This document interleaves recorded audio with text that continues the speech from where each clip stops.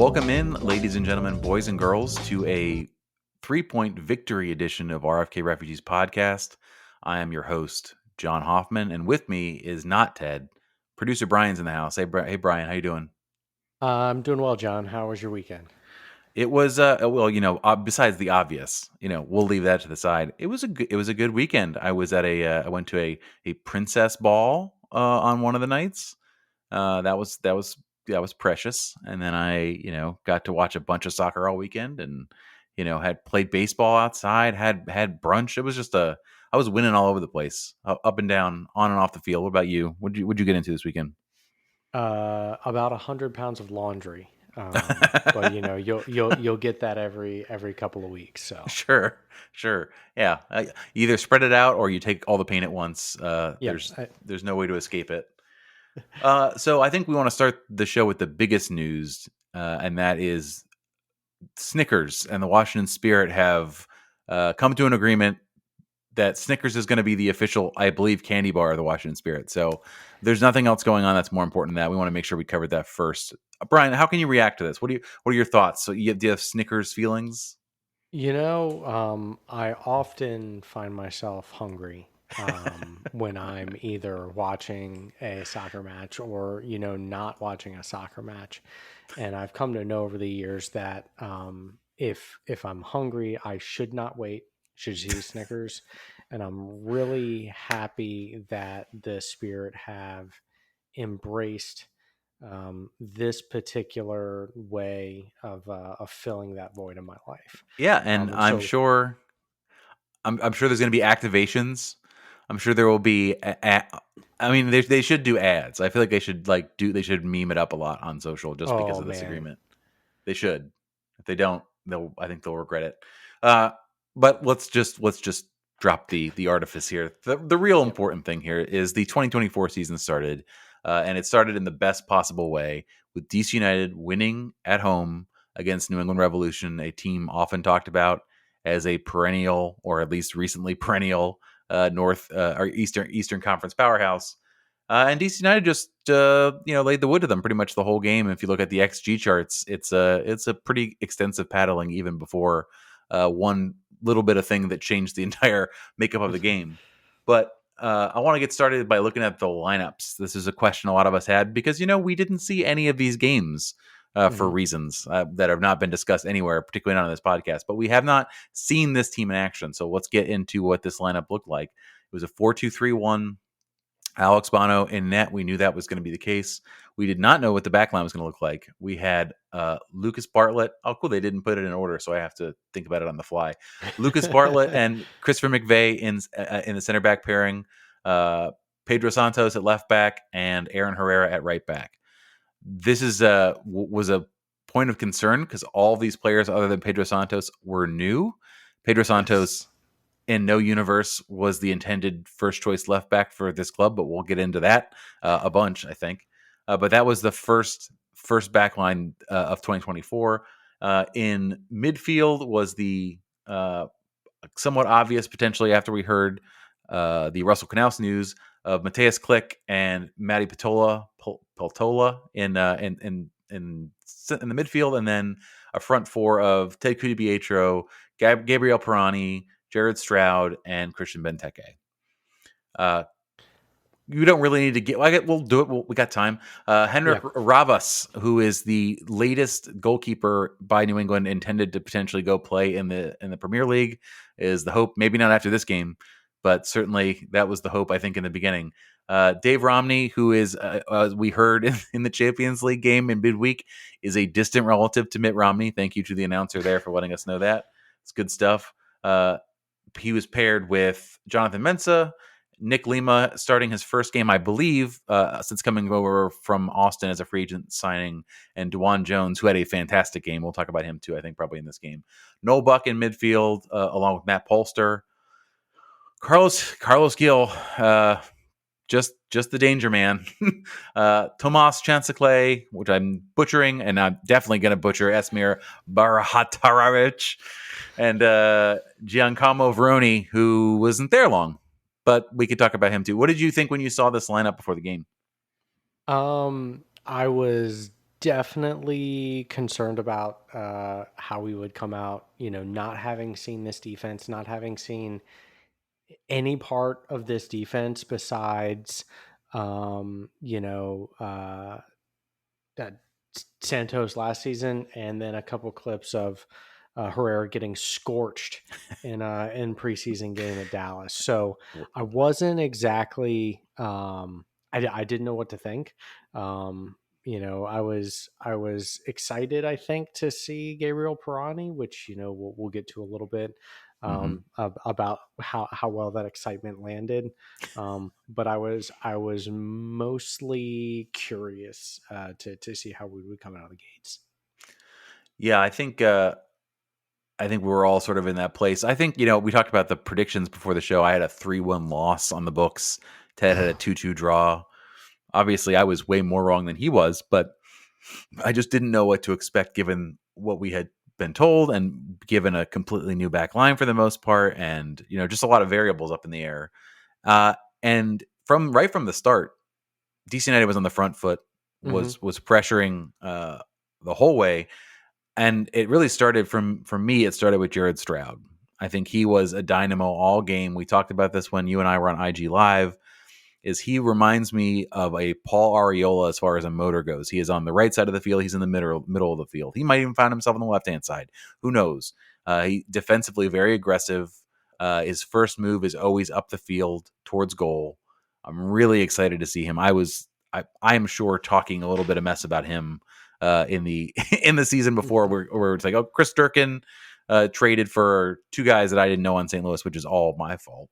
He had 8 goal contributions last year. That's just me being a lazy DC United fan. But they were pressure from the onset. I think that New England was giving the ball away in some dangerous spots.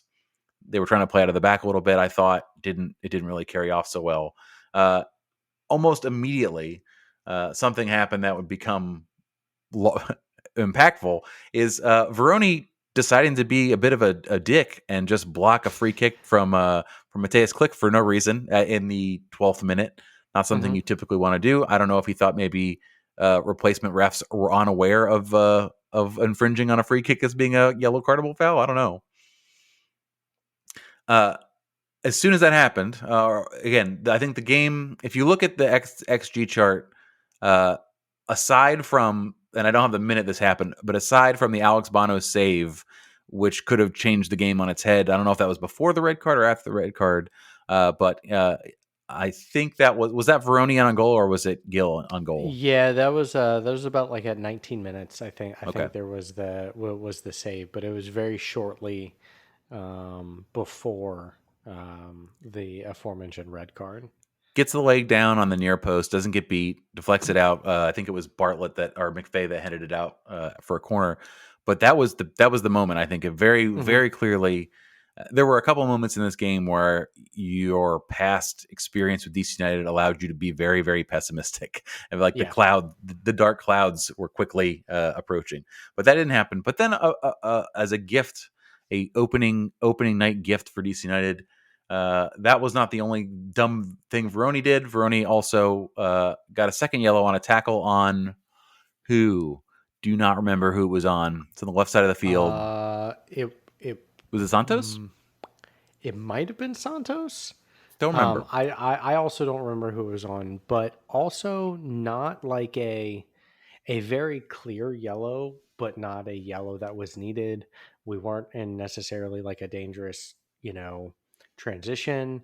He just slid in, threw a leg up, left a leg dangling in the air. Very clear yellow card, and he was sent off. And I think that from that moment on, I think that's when DC, really started to sort of smell blood and go for it a little bit harder. The foul was on McVeigh, it appears, based on the ticker here. So, again, to your point, was not a goal threat all the way out there. I would say the first half, the things that were notable were Pirani and Ted Dipietro not necessarily being sharp. I give Pirani a little bit of a pass based on the fact he spent most of the preseason in a tournament with Brazil, with the under-21s, I believe. Ted just did not look sharp. He did not look. He looked like he had the weight of the shoulders, weight of the world on his shoulders a little bit. Was taking shots from outside the 18, being blocked over and over and over again. Mm-hmm. We talked about all offseason that basically because of the lack of a secondary scoring option being acquired in the window, it's gonna have to be him. So I think there's gonna be a lot more attention to him, and he's gonna have to work maybe a little bit harder to create his own shot, particularly if that's what they're gonna leave him. Yeah, I think one thing I noticed too, reflecting on the game is those three, so Stroud and Dipietro and Pirani, had a little bit of freedom to move inside and outside. I think Stroud had a little bit more comfort just playing up and down the lines on the outside. I think, I often found myself squinting at the TV trying to figure out whether it was Pietro or Pirani picking up something and driving into the middle. Um, I don't think they really got their interplay kind of humming until the second half, and that interplay largely was Ted cutting inside with runs inside and being a little bit more effective there. Pirani's stats, just for a quick buzz here, played 74 minutes, XG of 0.68, X assists at 0.14. 46 touches, 1 out of 2 successful dribbles, 1 out of 3 accurate crosses, dispossessed twice, 1 attempted no tackles, which, by the way, if you listen to Roach's podcast with Charlie Boehm this week, they were talking about how little defensive work Pirani does as a 21-year-old. And the idea was like, you are not good enough yet to just play half of the game. So maybe you can consider doing that. But he was 1 for 5 on ground duels and dribbled past once. So did not cover himself in glory on the defensive side of the ball. Offensively, I think certainly could have had some, was left a little bit to be desired. But it's early days. He didn't have a lot of time to work with the team. I would say, too, we talked about this at halftime. If you joined us on Instagram, again, that's a plug. We're going to be doing that every game, hopefully. That's the plan. We were talking about Christian Benteke being a little bit wasteful in front of goal. He did score in the 34th minute on a goal that required VAR, which I think they said that there was 12 VAR calls this weekend, which is above normal by a lot. But Christian Benteke, that was a header that it got over the line, or did he? I'm trying to remember the setup. Yeah, no, there was a header down into the foot of the goalkeeper. That's right. It was header, kicked ball, header. That was the hat trick. It was the I don't know if I think the Benteke hat trick is probably just 3 headers, because it's just a matter of like lay it up and let the big man dunk it. But it went. By the way, too, the coolest thing about the goal and the VAR, I'm not sure you've seen the video footage. I'm sure you probably have, actually. When they're showing him leaving the VAR footage, and you see the referee like point towards the center circle, but Benteke's in the way, so it just looks like he's like pointing at him, and then the whole team goes around. It's a cool look. I hope they utilize it for a lot of stuff. But an early lead for DC United, and I would say they were rarely troubled. I mean, we'll talk about the thing. We'll talk about the big thing. But they were still had they were way on the front foot after the goal. Jared Stroud should have scored in the first half. Hit I believe hit it off the crossbar, and then the rebound he was unable to put back on frame. But it was a slam dunk. And Benteke had another opportunity where he was inside the 6 and should have scored and did not. Mm-hmm. But we end the half up 1-0. Yep. So we brought up the VAR review. So was that 12 overrulings or 12 times they went to VAR? I think just 12 times they went to it. I don't have the breakdown of, because it seems like everyone that I've watched has been a clear and obvious error that they've corrected. Yes. It's 2024. Lionel Messi plays in this league. And we don't have goal line technology, let alone a camera that can look at the goal line. Yeah. Now, the angles they were showing on the VAR were not super helpful. No. I believe it was the right call. I also believe that if we hadn't had substitute referees, there's no way that MLS standard, like by the book VAR, is overturning that, right? Like Mm. if you're at the well, here's an example. If you're at the point where you're determining goal or not goal, and your answer is to call the center referee over to look at the screen and look at angles, that's not happening. Last season. But I'm happy we got the goal. We'll need a couple to go our way this season if we want to make the playoffs. But yeah, the amount of money coming in this league now, put a GoPro up there or something, so we can see the goal line. I didn't give Pedro Santos his due there. He got the assist on the Benteke goal, so that's something. In the post game stats, they called that out. He created 3 chances and had 5 interceptions, which they didn't talk about. Maybe being beaten off the dribble or turnovers, but Yep. they did highlight that. And I don't. And by the way, being mad, I want to be nice to Pedro because first of all, he may be our only left back on the team, other than Connor Antley. We'll talk about that in a little bit. But it's like being mad at a truck for not being a Ferrari. He's 36, 37. I always forget. I want to give him 1 year on the other end of it. He's gonna be beaten for pace, and teams are gonna target him. But he shouldn't necessarily be your starting left back on a team that's trying to compete, particularly against a team that is trying to take the game to you. I think he's a good left back when you're chasing the game, maybe like a late game offensive option, but maybe not a 90-minute option when you have a whole game to manage. So it's not his fault. But anyway, he's what we got right now. We'll talk about that. 35 years, 310 days, John. You added there we go. At least I did. How dare I? I will not. I'll round down. He's 35. He's not. It's not the other thing I said. So we get to halftime. Kind of curious about how the rest of this game's going to go. We got a man up. Historically, DC United typically plays worse with a man advantage. They don't know how to break down a team in a low block. And what usually seems to happen historically is that they will give up a late equalizer. And then sometimes even a second goal and lose the game has happened. But there was no substitutions at half.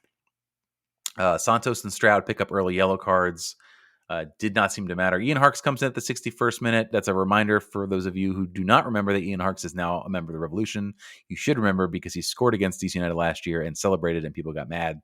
But he was there. His dad was there. His dad was there because this was Legends Night, and they were dedicating the press box to Dave Johnson, the It's in the Net press box, which I think is wonderful. By the way, if anyone is listening that cares about this, you've got to figure out your radio contract. And I don't know. They probably have the utilization numbers.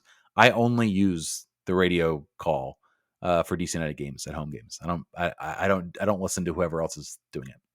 So Best additional feature from going to Apple TV if we're going to lose like the regular home feed, and killer feeling that it's not there now. So if you're hey, Tim Cook.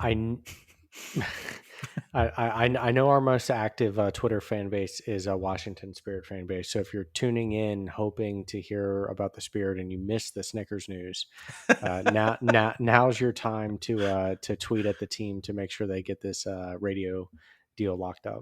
Yeah, please do that. That'd be great. So let's talk about the 67th minute. Carlos Hill scores a curler, upper 90, far post. Just phenomenal goal. Just a goal that you have to just say, hey, what are you going to do?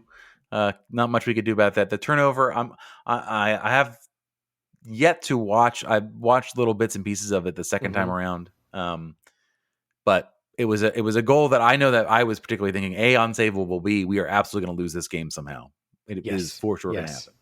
And I think too, for me, it highlighted, like I'm sitting there and I'm watching him dribble through the midfield, and I'm just thinking to myself, this is what we're missing. This is the thing that I don't know what we have on this team with all of the new additions. I think, we'll get to some of the bright spots of what we have, but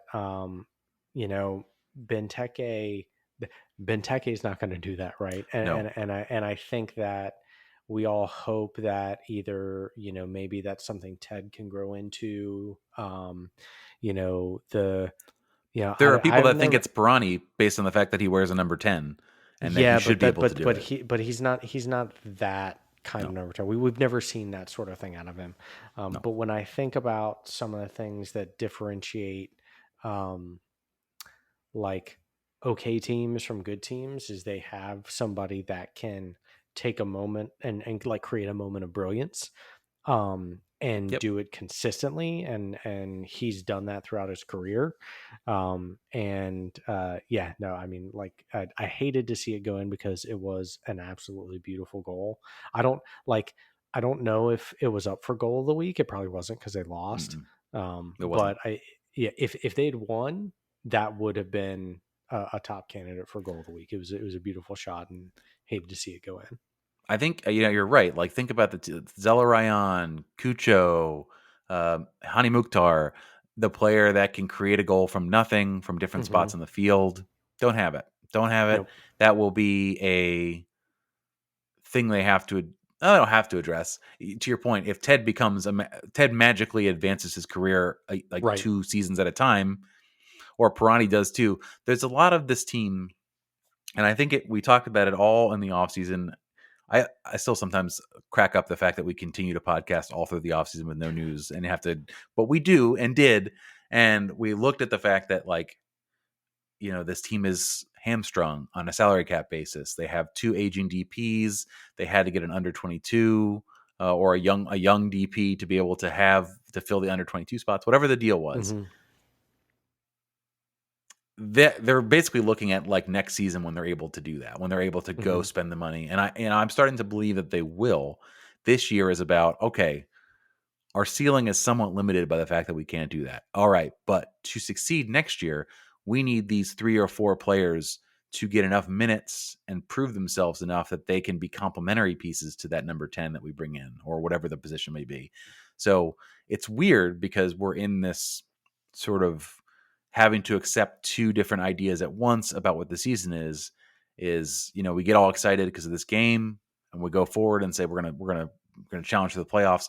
It's almost incidental. It doesn't really matter for the long-term top end success of this team. It's about, can you develop these 4 players, and those 4 players are Ted Dipietro, Christian Fletcher, maybe Gabriel Pirani, Hmm. and then Peltola. Can he be a guaranteed 6 in this league that doesn't get pushed off the ball and knows what he's doing at all times, and it has the speed ready to go? If you can get those 4 players humming at a level higher than they are right now, next year you go spend that money, and then you're talking about, all right, there's no reason we can't be looking at 3-4 in the East.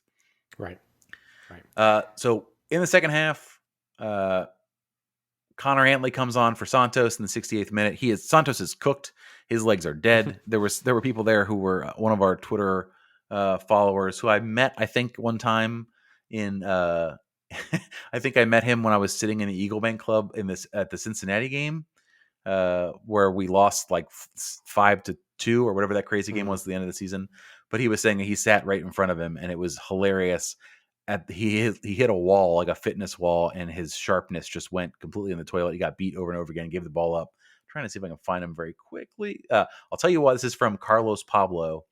I'll tell you what, after having a front row seat to Santos in the second half, when he tanks hard.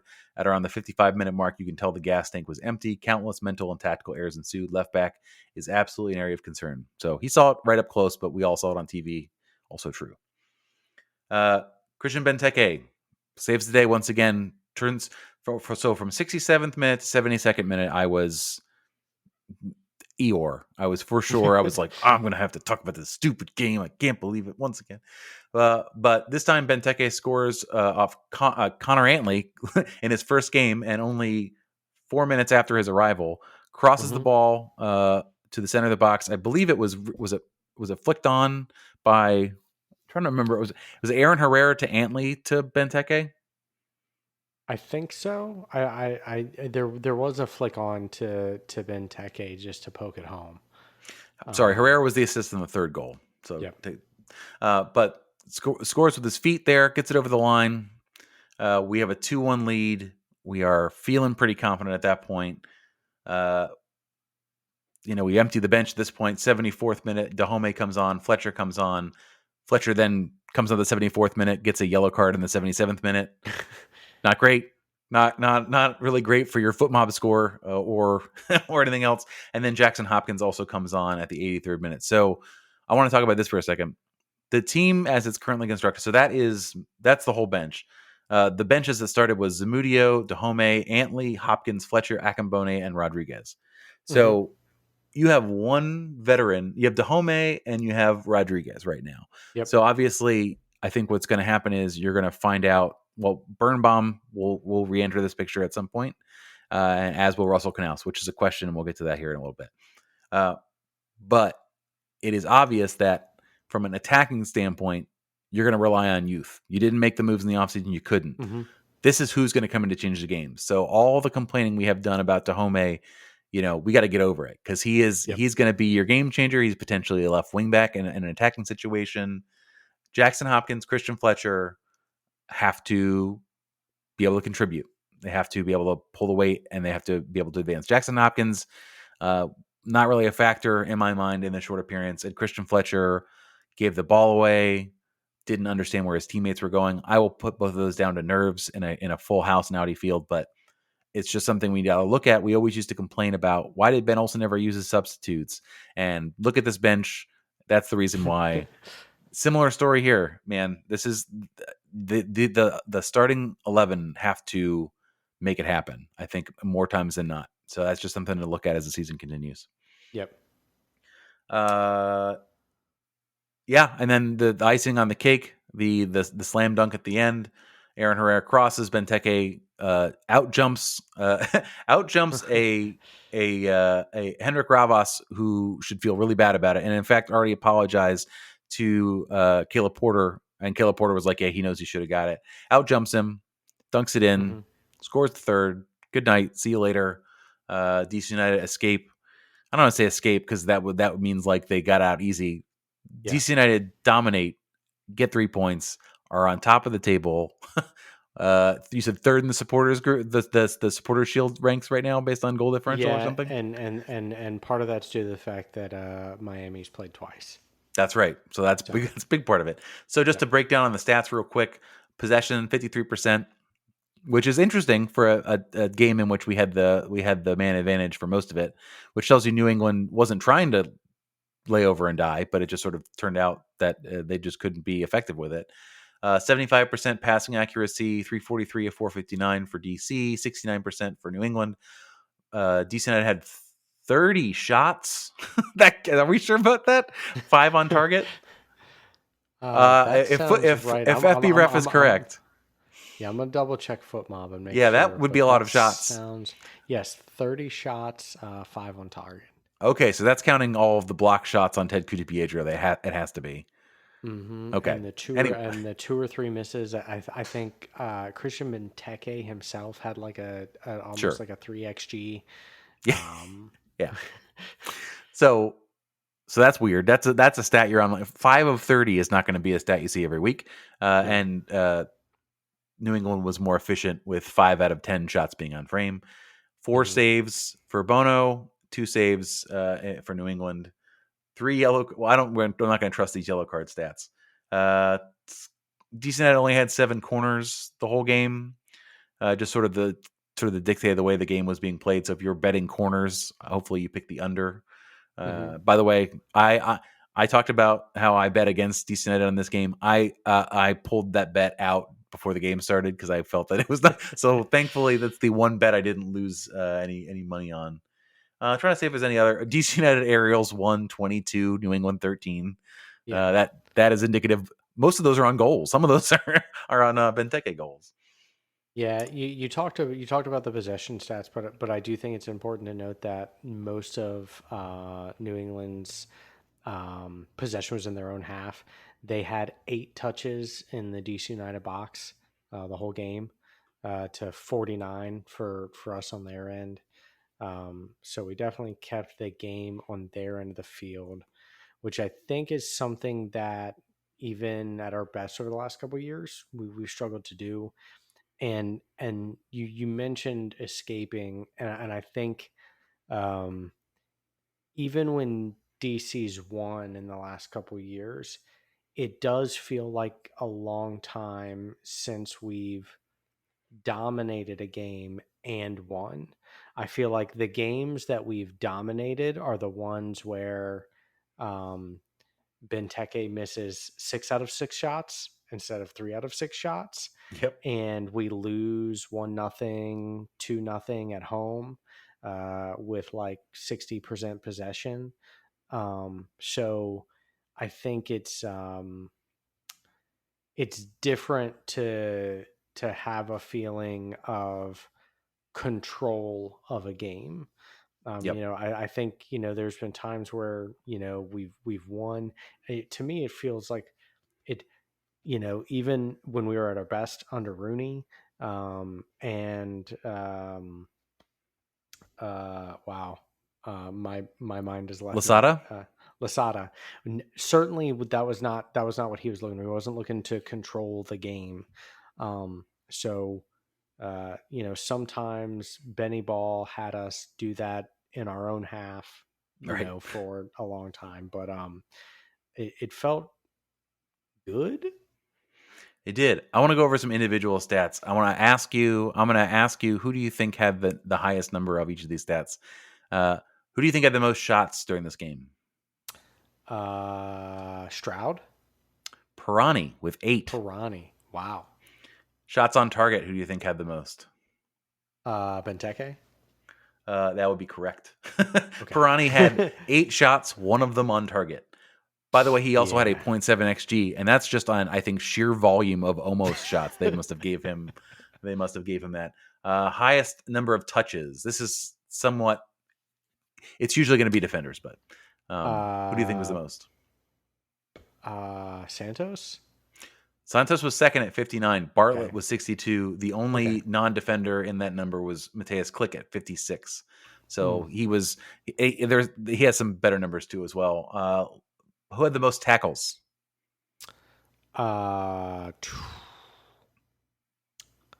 Herrera. Teddy.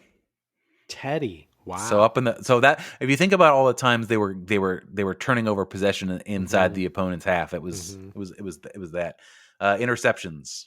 I think I already said this number.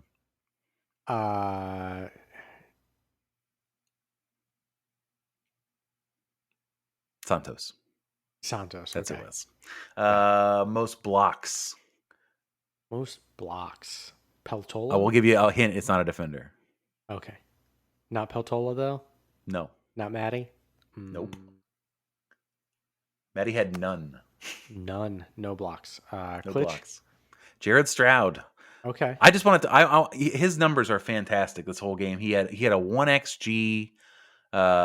He had 7 shot creating actions, which is something this team needs a lot of, particularly if Pirani is as some Joe Lowry, for instance, from Backfield says, is not a chance creator. You need players that can do that. Highest number of passes completed, and I will get rid of the defenders because I think that's expected. Did they have to play the whole game? No. Dahome. I'm sorry. Number of completions, not percentage. Number of completions. Yeah. McVay. Klick. Well, McVay was overall 44. Okay. Klick was number 2. And I just want to highlight Klick again too. He had 11 progressive passes, which is most in the team behind, right in front of Pedro Santos, who had 10. He didn't have a lot of progressive carries. Pirani carried the ball a lot, which is again what people say that he is. He carries the ball. He's not a chance creator. And then he took on 2 players and was successful once. The high in take-ons was Jared Stroud was 6 and succeeded twice. So, we've not normally done that. I think we're going to sort of do that because I think the stats are a place that I think we can dig a little bit deeper on rather than just assuming like, oh, Dahome did poorly. Like, let's quantify and not just say that that's the case. So I think what you can take away from this overall is that Jared Stroud was a big offensive factor. I think Matthias Klick did what he did last year, but I think he had more players who were looking for the ball on the attack that I think enable him to be more effective. And Mm-hmm. I think you can also say that we need to find a secondary scorer because uh, he's not going to. Benteke is not going to score 3 a game. He has enough opportunities that he squanders that it would be very beneficial to have somebody else that you can depend on to score double-digit goals. Yep. I think that's it from my end. Do you have anything else you want to say about this game before we move on to No, you ready the to get into questions? many questions? Yeah. Do you want to start Okay. first? Or you want me to go?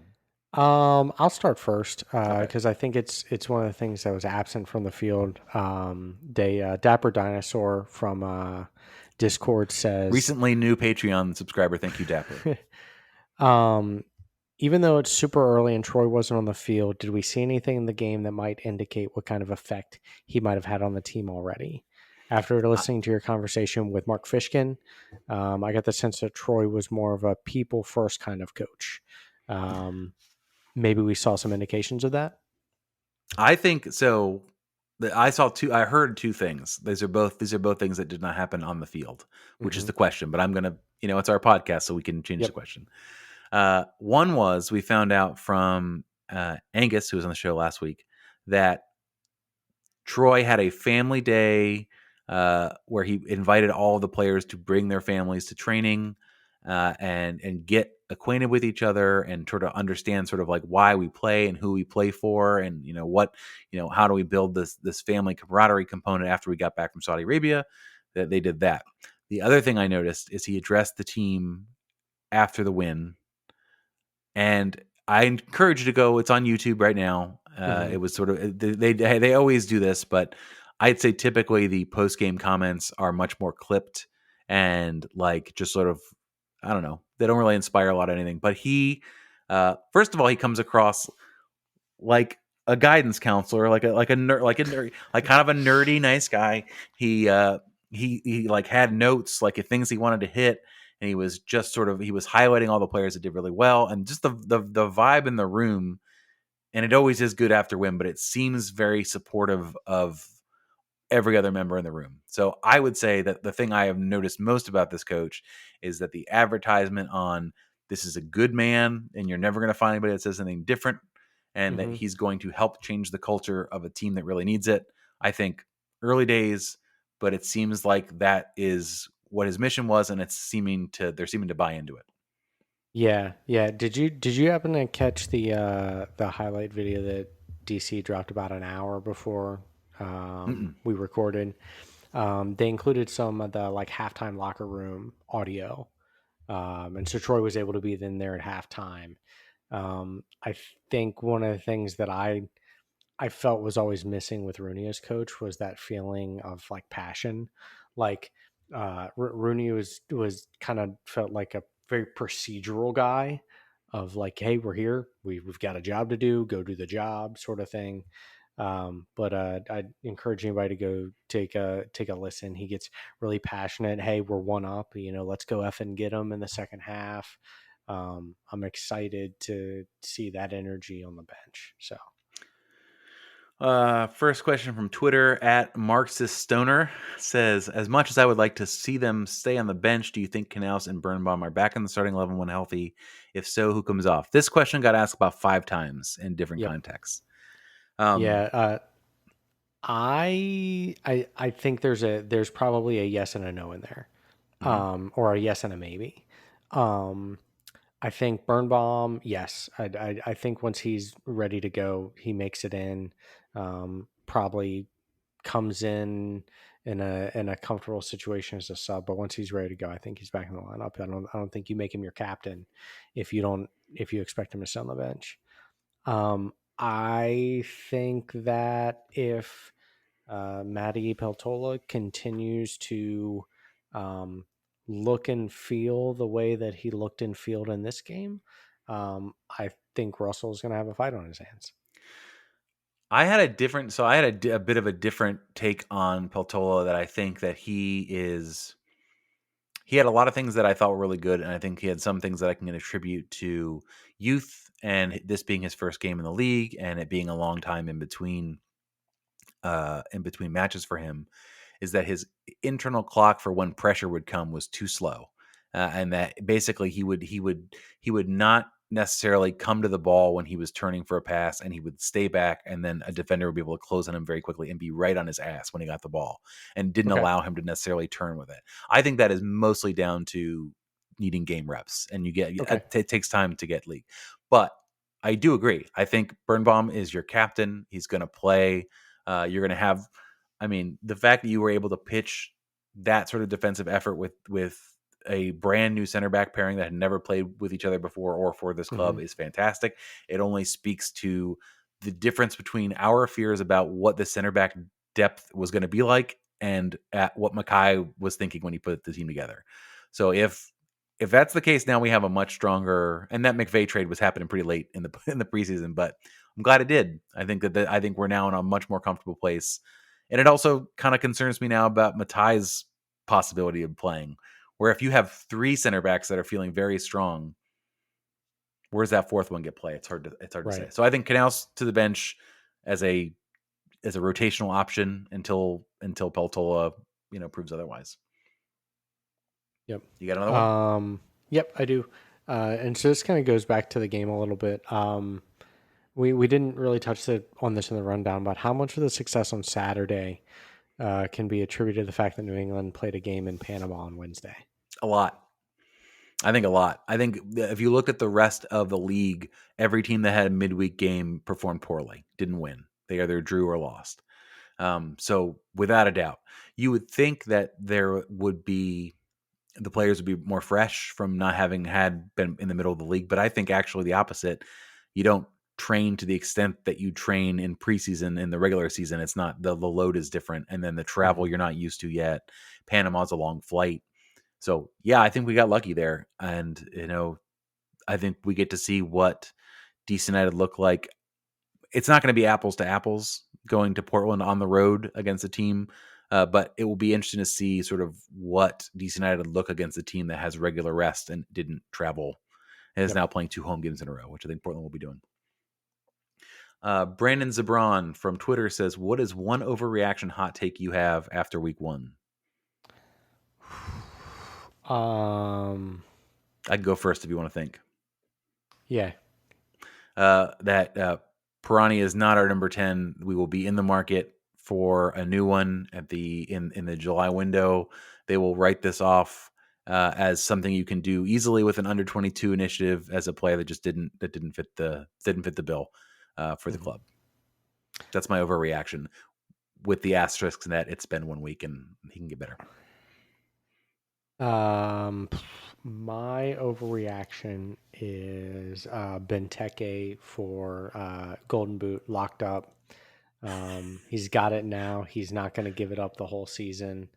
Or I think I can't remember, it was on Twitter. So I think maybe Golden Forehead is what he'll have locked up. That's my overreaction. Got another one? I did until you asked about the shopping for number 10. We had a question about that. What was the question? Let's make sure we get it in. Pirani, young playmaker that needs to get used to MLS and his team or play style, or we've seen enough and now need to start shopping for a new number 10. Who asked that? Just so we get the name out there. Jay on Discord. Okay. Yeah. Well, we answered, at least how I feel about it. I think that there is a real dissension. I'm trying to think of another player that's been so divisive on an eye test. Yeah. There have been many of them. For whatever reason, right now my brain can't think of it. But there have certainly been players where the data says one thing, the fans say another thing, and then the fans are even split too. So hard to say.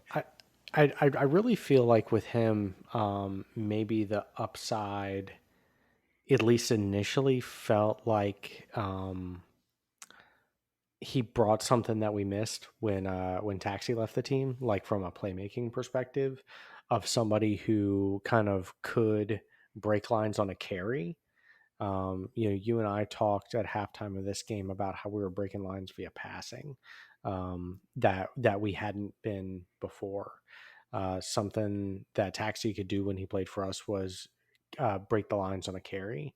I Mm-hmm. think Ted can do that sometimes, but I think that is where Pirani's strength is. I think and we saw that probably on display the first couple times he came on. I think since then we've seen the weaknesses he has in other areas, and I don't think we've. Um, it's this weird, he's been here a while, but we also a little bit of time, but he also really hasn't had that much time to develop during that time, Sure. to where we've seen the other weaknesses that exist, and we haven't seen any development thereof. So I think that's kind of, your hot take is a good one if we don't see some sort of real improvement in those areas of weakness. For sure. All right. This is RJ Olson, who is a frequent Twitter question giver. Thank you for always doing that, Richard. This is a two-parter. He said, "I wonder what the story is with Jeahze. Seems like there's a story there." And then he said, "A question in a similar vein. It doesn't look like Pedro Santos will be a good starting left back. Better as a backup. Do you think they address the left back this window?" Okay. So the thing that comes out today, RFK on Twitter. Um, said that the rumor on across the ocean over in Sweden is that he wants to go back to Sweden, and there's clubs that are interested on a loan or a transfer. This would be it happens at the wrong time for us. I don't know if they're thinking for the summer now. So it was asked in the post game conference, "Hey, where was he? Was he injured? He wasn't on the bench. He wasn't in the injury report. Why didn't he play?" And Troy said it was an off the field decision. They've been in communication, and that I'm going to leave it there. So that going along with the rumor that the player is unsettled and wants to move, certainly troublesome for where this club is now in the window and being unable to make a move on the international market. I believe the internal trade, you can still make some trades, the compliance deadline passed, but not the internal whatever roster deadline. It would be a huge indictment on this club to have made the risk to bring this player in, to make him the third highest paid defender in the league, and get out of him 4 games, a broken ankle, a legal problem in Sweden that was resolved, coming back, and then missing the opener due to some sort of off-the-field issue. Right. That would be a huge indictment on the front office for having that happen. But Yeah, I mean, go ahead. yeah. Well, and you brought it up. The timing, I think, is the real thing here. I don't know what that looks like.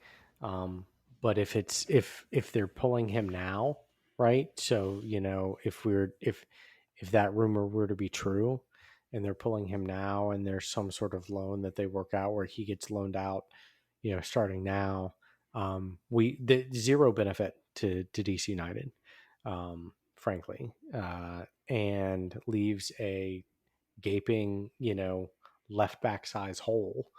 Yep. You're probably talking about one game in. Are you thinking about how your back line is shaped, right? And are we looking at a different, are we looking at more of a 3-back system, and who would fit And then as like a left your wing depth back? problem, solves itself right there, right? Right. You have McVay. You play Herrera as one of the 3 center backs, which was rumored before. Yep. It calls into question a lot of stuff. They've got bodies back there, but the only place they don't have bodies is left back. Left back. Pedro Santos is not the guy you can count on there week in, week out. It's just not. It's not a reasonable expectation. And I think it's great that we signed a player, Connor Antley, from Tampa Bay, like 5 minutes ago, and he already got in the game and got an assist. And that's one of those things that you thought, maybe just like a depth pickup, he's there. Then Mohamed not being in the game in the same position, You're right. Maybe there was some forethought there. Maybe it wasn't just a body. They were thinking like, all right, well, what can we do?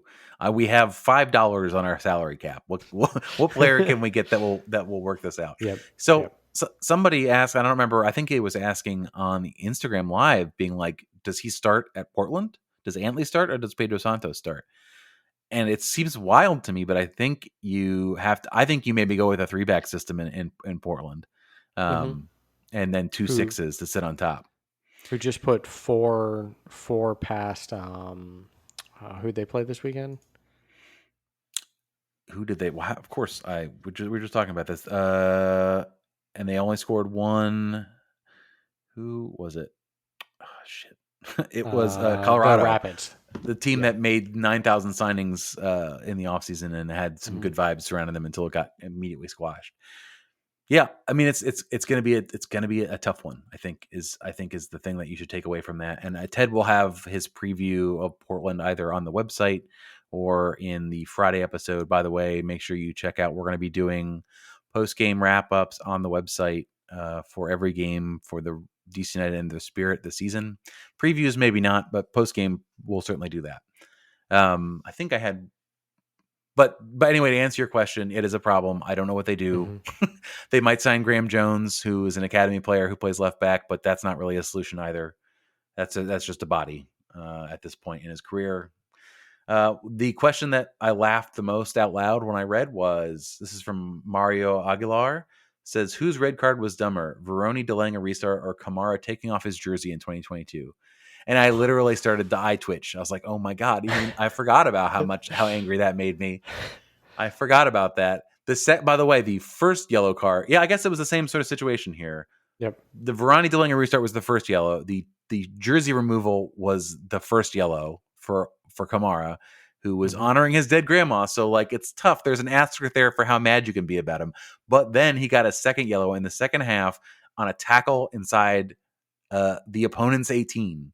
Like just kicked a player along and then got it, and then we ended up losing the game, and that was the beginning of the end for Losada, I believe, is how that went. So, yeah, I'm gonna say Ola Kamara, because it hurt me personally, hurt me more. Right.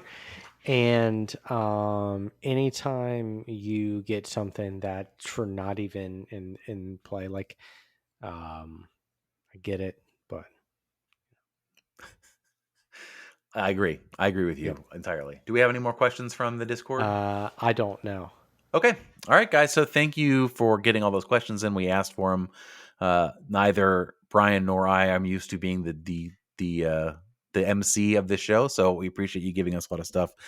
I mean, a 3-1 victory also helps us a lot, have something to talk about. So I was thankful to Christian Benteke there on that front as well.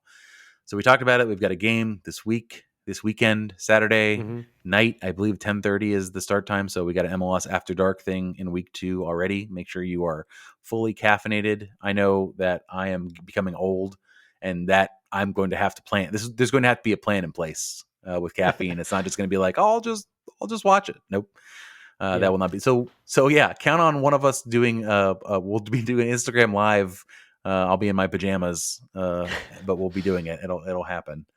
Ted's the youngster of the team, so tweet at him. Ted's been talking up watch-alongs in the background. So if you want to be up until like 1:30 in the morning with Ted doing a watch-along, let him know on Twitter. Yeah, he'll do it if you make him. Or you don't even have to make him. He's just looking for an excuse. So if we just get a little bit of people telling him to do it. I want to wrap this up by saying thank you to our Patreons we've seen a couple people join here at the beginning of the season. If you want to get the episodes early, which would be Monday night on our Monday shows, if you want to get the Friday shows at all, because those only go to you, join us at the $5 tier and up at patreon.com/RFK Refugees. Another place you can support the show is subscribing to the channel on Twitch. And then the last place you can support the show if you'd like is to go to rfkrefugees.com/merch, I believe. And we've got shirts, we've got tote bags, we've got all the things you can buy that have our logo on them, including green sauce jokes. And maybe Brian had a great idea. Maybe we're gonna have some in-stadium activations around green sauce. Who knows? We'll see. We'll see what's possible. Brian, thanks for stepping in tonight. Doing a great job. I can't wait for another game this weekend and a whole week slate of MLS games. So please join us next Monday night, and I'm sure we're gonna have a great show for you Friday as well. Have a great rest of your week, and catch you guys either Friday if you're a Patreon or a Monday evening if you're not. Vamos. Yep. Vamos. Thank you for listening to RFK Refugees Podcast. Make sure you rate and review the show wherever you download podcasts. If you want to support the show, consider joining our Patreon or subscribing to our channel on Twitch. Lastly, make sure you're following us on Twitter, Instagram, Facebook, Threads, YouTube, Twitch, Goals.tv, Friendster, MySpace, and Tumblr. Some of those are even real. Vamos.